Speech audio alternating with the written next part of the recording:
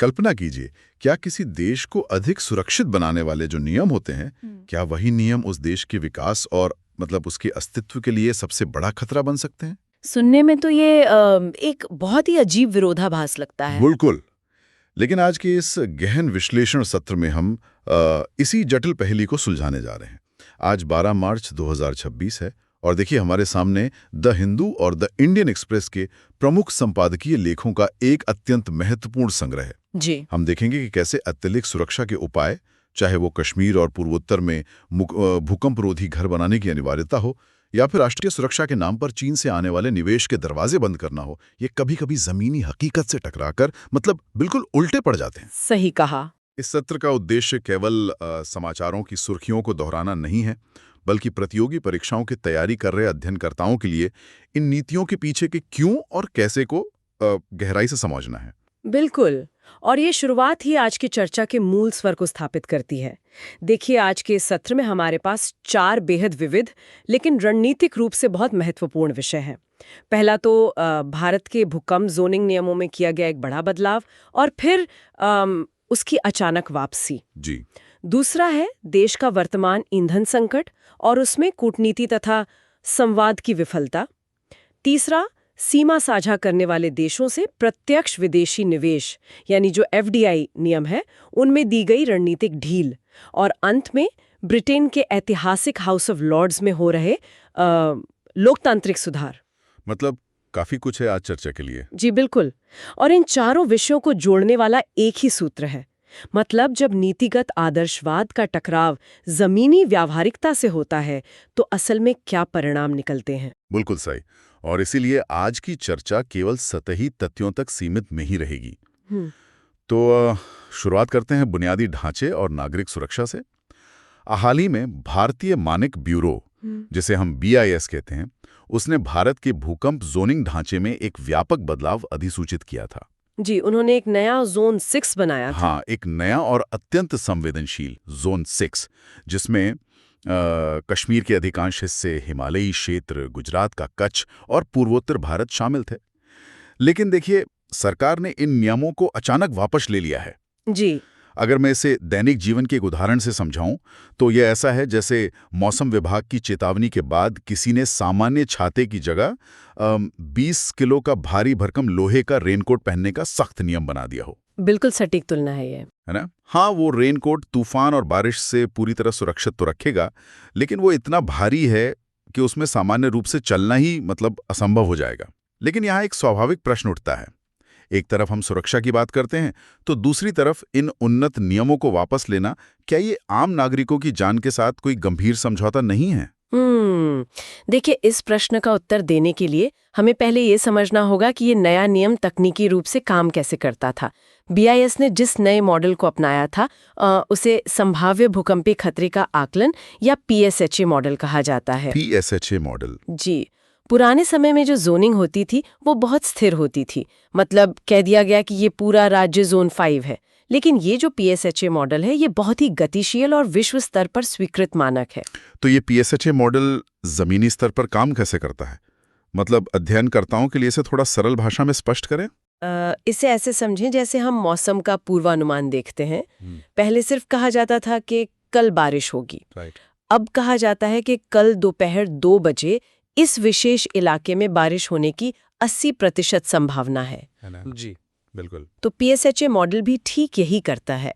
यह जमीनी गति के संभाव्यता आधारित सिमुलेशन मतलब प्रोबेबिलिटी बेस्ड सिमुलेशन का उपयोग करता है। यह अतीत के भूकंपों के डेटा, फॉल्ट लाइंस और मिट्टी के संरचना का विश्लेषण करके बताता है कि आने वाले 50 वर्षों में किसी विशेष ग्रिड या इलाके में कितनी तीव्रता का भूकंप आने की कितनी प्रतिशत संभावना है। ओह, मतलब ये बहुत ही सटीक है। जी। विज्ञान के दृष्टिकोण से देखा जाए तो आपदा प्रबंधन की ये सर्वोत्तम तैयारी है। यह इसका सबसे बड़ा सकारात्मक पहलू है। एक क्षण रुकिए। अगर ये मॉडल इतना ही सटीक, वैज्ञानिक और विश्व स्तर पर स्वीकृत है तो फिर इसे रातों रात वापस क्यों ले लिया गया? मतलब क्या हम केवल कुछ पैसे बचाने के लिए भविष्य की एक बड़ी त्रासदी को आमंत्रित नहीं कर रहे हैं? ये तर्क थोड़ा समझ से परे लगता है। देखिए, यहीं पर तो आदर्शवाद और व्यावहारिकता का टकराव होता है। नकारात्मक पहलुओं को यानी इसके कॉन्स को समझे बिना इसका उत्तर नहीं मिल सकता। लागत का मुद्दा यहाँ कोई छोटी बात नहीं है। अच्छा। बिल्कुल। जब किसी क्षेत्र को उच्च भूकंपीय जोन में अपग्रेड किया जाता है तो वहां निर्माण के नियम पूरी तरह बदल जाते हैं। भवन की नींव अधिक गहरी करनी पड़ती है, इस्पात की मात्रा बढ़ानी पड़ती है और एक विशेष ग्रेड के महंगे कंक्रीट का उपयोग अनिवार्य हो जाता है। अनुमान बताते हैं कि जोनिंग के स्तर में केवल 1 दर्जे की वृद्धि से ही निर्माण लागत में लगभग 20% का उछाल आता है। 20%? ये तो बहुत ज्यादा है। जी, और यदि इसे 2 दर्जे बढ़ाया जाए तो लागत 33% तक बढ़ जाती है। अब जरा सोचिए, मेट्रो रेल प्रणाली, बड़े बांधों, अस्पतालों और बिजली घरों जैसे अति महत्वपूर्ण बुनियादी ढांचे पर इसका क्या वित्तीय प्रभाव पड़ेगा? मतलब बजट पूरी तरह से बिगड़ जाएगा। बिल्कुल। और यही कारण है कि केंद्रीय जल आयोग, राष्ट्रीय बांध सुरक्षा प्राधिकरण और आवास मंत्रालय जैसे प्रमुख हितधारकों ने इसका कड़ा विरोध किया। लेकिन ये तो केवल सरकारी या बड़े बुनियादी ढांचे की बात हुई। मुझे लगता है कि इसका आम आदमी पर प्रभाव और भी अधिक विनाशकारी हो सकता था। वो कैसे? देखिए, वर्तमान डेटा के अनुसार भारत के लगभग 80% घर पहले से ही अनौपचारिक क्षेत्र में आते हैं, मतलब इनफॉर्मल सेक्टर में, जहां लोग बिना किसी नक्शे या आर्किटेक्ट के अपने घर बनाते हैं। जी, आपने बिल्कुल सही नब्ज पकड़ी है। यदि निर्माण के नियम इतने सख्त और महंगे कर दिए जाएं, तो आर्थिक रूप से कमजोर वर्गों के लिए एक सुरक्षित घर बनाना असंभव हो जाएगा। वो तो नियमों का पालन ही नहीं कर पाएंगे। ठीक कहा आपने। वे मजबूरी में सरकारी नियमों को पूरी तरह नजरअंदाज करेंगे और सस्ते, घटिया माल से और भी अधिक असुरक्षित घरों का निर्माण करेंगे।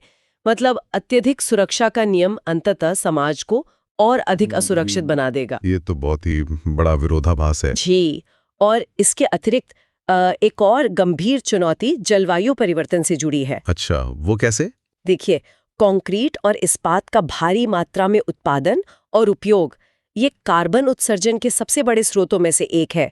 यदि नियमों के कारण इनका उपयोग बढ़ता है तो ये भारत के जलवायु शमन लक्ष्यों के बिल्कुल विपरीत दिशा में एक कदम होगा। तो प्रतियोगी परीक्षाओं के दृष्टिकोण से इस विषय में आगे की राह यानी वे फॉरवर्ड क्या होना चाहिए? निष्कर्ष यह है कि एक तरफा और कड़े फैसले लागू करने से व्यवस्था नहीं सुधरती। आपदा लचीलापन, जिसे हम डिजास्टर रेजिलियंस कहते हैं, जलवायु लक्ष्यों और आम नागरिक की आर्थिक सामर्थ्य के बीच एक बारीक संतुलन स्थापित करना अनिवार्य है। मतलब सभी को साथ लेकर चलना होगा। क्षेत्रों में सुरक्षित निर्माण सामग्री पर सब्सिडी दी जाए ताकि लोग स्वेच्छा से मानकों का पालन कर सकें। ये एक बहुत ही व्यवहारिक दृष्टिकोण है। खैर, अब निर्माण और बुनियादी ढांचे से ध्यान हटाकर उस चीज की ओर चलते हैं जिसके बिना ना तो कोई निर्माण हो सकता है और ना ही कोई अर्थव्यवस्था चल सकती है। आप ऊर्जा की बात कर रहे हैं? बिल्कुल, ऊर्जा। और अभी ऊर्जा के मोर्चे पर जो स्थिति है वो किसी रोलर कोस्टर से कम नहीं है। पश्चिम एशिया में चल रहे हालिया संकट ने भारत की ऊर्जा सुरक्षा की कमजोरियों को पूरी तरह से उजागर कर दिया है। जी। जैसा कि हम सभी जानते हैं, अध्ययनकर्ता भी इस तथ्य से वाकिफ होंगे कि भारत अपनी तेल की जरूरतों का लगभग 90% हिस्सा आयात करता है और इसमें होर्मुज जलडमरू मध्य जैसे चोक पॉइंट्स की भूमिका बहुत महत्वपूर्ण है। बिल्कुल। अब देखिए, सरकार ने इसके विकल्प के रूप में इथेनॉल ब्लेंडिंग और बायोफ्यूल को बढ़ावा देना शुरू किया है। जी। लेकिन यहाँ मुझे एक बहुत बड़ा विरोधाभास नजर आता है। जब हमारी अर्थव्यवस्था 6 से 8% की दर से तेजी से बढ़ रही है, तो क्या ये बायोफ्यूल वाली रणनीति विशाल महासागर में एक छोटी सी बूंद के समान नहीं है? आपका संदेह बिल्कुल उचित है।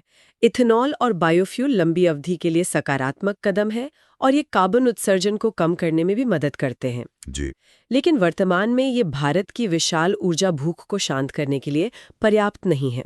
असली समस्या घरेलू विकल्पों की कमी नहीं है, बल्कि कूटनीतिक और रणनीतिक स्तर पर होने वाली नीतिगत कमियां हैं।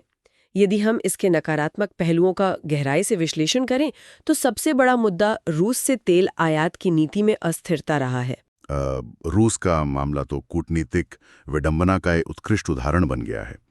मतलब पहले अमेरिका और पश्चिमी देशों ने भारत पर भारी दबाव डाला कि हम रूस से तेल खरीदना बंद करें या कम करें, और भारत ने उस दबाव में आकर आयात कम भी कर दिया। बिल्कुल। और देखिए इसके परिणाम क्या हुए। भारत ने मास्को का विश्वास कम कर दिया, जो भारी रियायती मूल्य यानी जो डिस्काउंट भारत को मिल रहा था वो खत्म हो गया। और अब तो स्थिति और भी अजीब हो गई है। जी हाँ, सबसे बड़ी विडंबना ये है कि अब जब वैश्विक बाजारों में तेल की कीमतें आसमान छूने लगी हैं, तो वही अमेरिका भारत को सलाह दे रहा है कि बाजार को स्थिर रखने के लिए भारत को रूस से तेल खरीदना चाहिए। ये तो कमाल ही है। मतलब इस प्रक्रिया में भारत ने अपना आर्थिक लाभ भी खोया और अपनी स्वतंत्र विदेश नीति की छवि को भी नुकसान पहुंचाया। बिल्कुल सही कहा आपने। खैर, ये तो अंतर्राष्ट्रीय मंच की बात हुई, लेकिन घरेलू स्तर पर जो ऊर्जा संकट और अफरा तफरी मची, उसमें सरकार की संचार प्रणाली की विफलता का कितना बड़ा हाथ था। हमने देखा कि ईंधन की कमी की अफवाहें कैसे जंगल की आग की तरह फैली। देखिए, संचार विफलता इस संकट का सबसे कमजोर पहलू रही।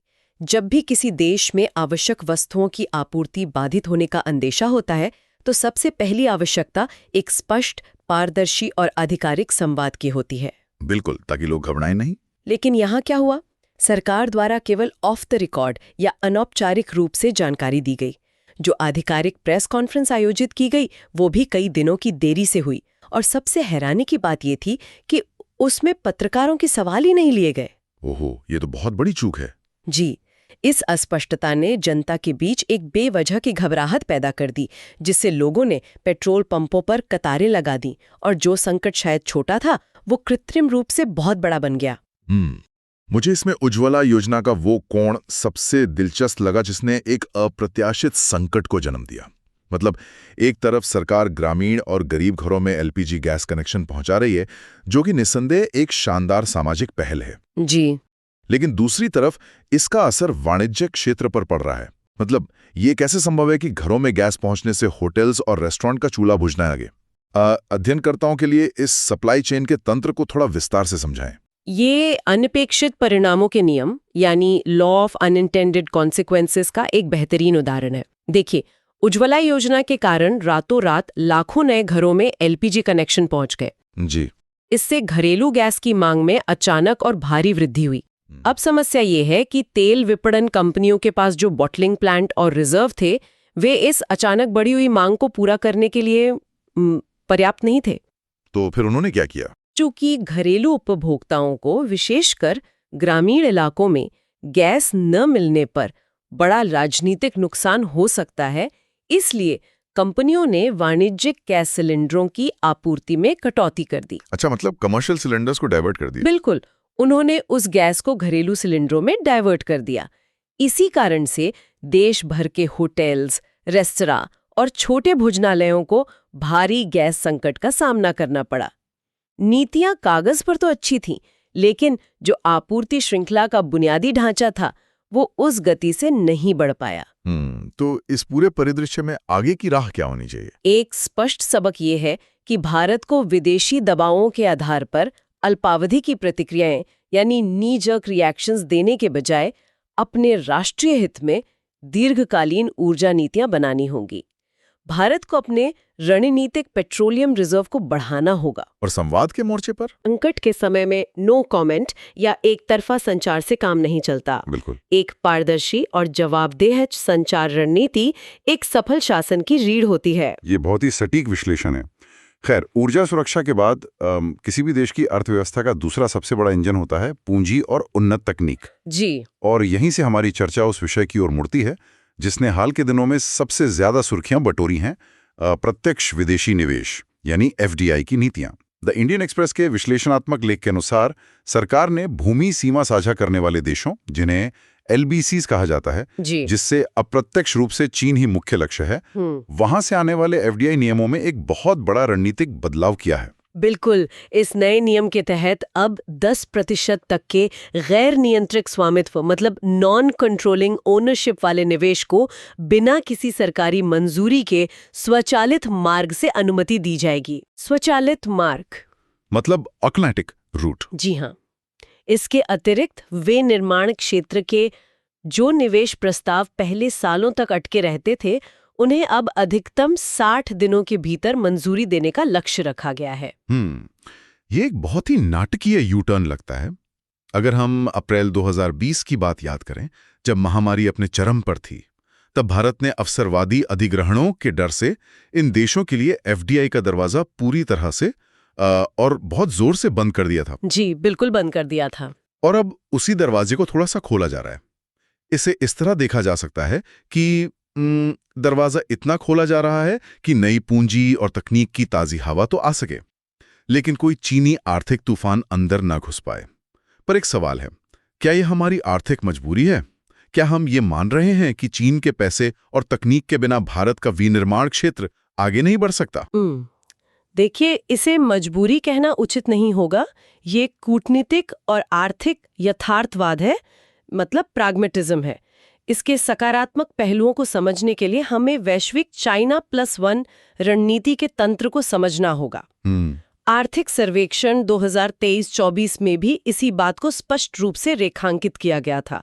पूरी दुनिया की बहुराष्ट्रीय कंपनियां चीन से बाहर निकलकर किसी दूसरे देश में अपने कारखाने लगाना चाहती हैं। और भारत चाहता है कि वे कंपनियां यहां आएं। बिल्कुल, लेकिन जमीनी हकीकत यह है कि आज भी दुनिया के अधिकांश इलेक्ट्रॉनिक कंपोनेंट्स, बैटरियां और कच्चा माल चीन में ही बनता है। इसका मतलब है कि अगर कोई बड़ी पश्चिमी कंपनी भारत में कारखाना लगाती भी है तो उसे पुर्जे तो चीन से ही मंगवाने पड़ेंगे। जी बिल्कुल। और यदि भारत चीनी कंपनियों या चीनी तकनीक को यहाँ आने से पूरी तरह रोक देगा तो वे पश्चिमी कंपनियां भारत आने के बजाय वियतनाम, मेक्सिको या थाईलैंड चली जाएंगी, जहाँ ऐसी कोई पाबंदी नहीं है। इसलिए वैश्विक आपूर्ति श्रृंखलाओं के साथ जुड़ने के लिए ये ढील आवश्यक थी। ये तो तर्कसंगत लगता है, और शायद यही कारण है कि भारत में विदेशी निवेश के आंकड़े भी कुछ खास उत्साहजनक नहीं रहे हैं। जी। पिछले वर्ष यानी 2024-25 में भारत में पूंजी प्रवाह घटकर मात्र 18 अरब डॉलर रह गया था। और दूसरी तरफ जिस चीन का हम आर्थिक बहिष्कार करने की बात कर रहे थे, उसी के साथ हमारा व्यापार घाटा लगातार नए रिकॉर्ड बना रहा है। बिल्कुल। 2018-19 में हम चीन से 70 अरब डॉलर का आयात करते थे, जो 2024-25 में बढ़कर 113.4 अरब डॉलर तक पहुंच गया है। देखिए, यही वो विरोधाभास है जिसे ये नई FDI नीति सुलझाने का प्रयास कर रही है। सरकार का तर्क यह है कि जब हम चीन से भारी मात्रा में मध्यवर्ती वस्तुएं, मतलब इंटरमीडिएट गुड्स, मशीनरी और तकनीक आयात करके अपना डॉलर बाहर भेज ही रहे हैं, तो क्यों ना उन चीनी कंपनियों को भारत में ही कारखाने लगाने और पूंजी निवेश करने के लिए मजबूर किया जाए। इससे तो घरेलू विनिर्माण को फायदा होगा। जी, इससे भारत के घरेलू विनिर्माण क्षमता को गति मिलेगी और नौकरियां भी यहीं पैदा होंगी। लेकिन जो आलोचक हैं वो राष्ट्रीय सुरक्षा का हवाला दे रहे हैं। उनका मानना है कि संवेदनशील क्षेत्रों में विदेशी नियंत्रण का डर, विशेषकर चीन से, हमेशा बना रहेगा। क्या ये 10% की सीमा वास्तव में हमारी रक्षा कर सकती है? ये गैर नियंत्रक स्वामित्व काम कैसे करता है? गैर नियंत्रक स्वामित्व का अर्थ बहुत स्पष्ट है।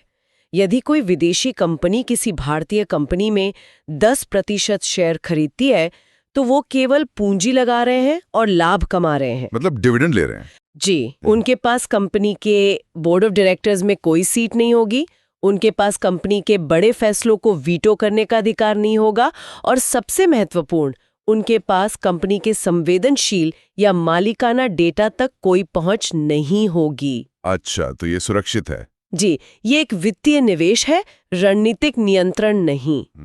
अध्ययनकर्ताओं के लिए यहाँ आगे की राय यही है कि भारत को आर्थिक राष्ट्रवाद की भावनाओं और भू राजनीतिक यथार्थ के बीच एक अत्यंत व्यवहारिक दृष्टिकोण अपनाना होगा।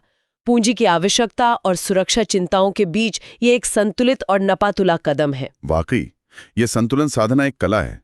खैर, अब तक की हमारी चर्चा भारत की उन नीतियों पर केंद्रित रही जो तेजी से बदल रही हैं।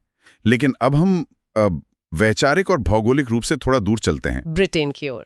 जी बिल्कुल। ये विचार करने योग्य बात है कि जहां एक और भारत जैसी उभरती हुई अर्थव्यवस्थाएं अपनी नीतियों में रातों रात बदलाव कर रही हैं, वहीं ब्रिटेन जैसे पुराने लोकतंत्र अपनी सदियों पुरानी संस्थाओं में सुधार की प्रक्रिया को कितनी धीमी गति से आगे बढ़ाते हैं। द हिंदू के एक अत्यंत रोचक संपादकीय के अनुसार ब्रिटिश हाउस ऑफ लॉर्ड्स से सभी 92 वंशानुगत सदस्यों, जिन्हें हेरिडिटरी पीयर्स कहते हैं, उन्हें हमेशा के लिए हटाने के लिए एक नया बिल पारित किया गया है। ये राजनीतिक इतिहास का एक बहुत बड़ा क्षण है। जो लोग ब्रिटेन की संसदीय प्रणाली का अध्ययन करते हैं, वे जानते हैं कि वहाँ हाउस ऑफ लॉर्ड्स में सुधार कभी भी एक झटके से नहीं हुए हैं। ये एक लंबी और क्रमिक प्रक्रिया रही है। बिल्कुल। और इस पर मुझे 1948 में मिस्र के राजा फारूक द्वारा की गई एक बहुत ही मशहूर और व्यंग्यात्मक टिप्पणी याद आ रही है। कौन सी टिप्पणी? उन्होंने कहा था कि दुनिया में बहुत जल्द केवल 5 राजा ही बचेंगे। ताश की गड्डी के 4 पत्ते, मतलब हुकुम, चढ़ी, पान, ईंट के राजा, और 5वां इंग्लैंड का राजा।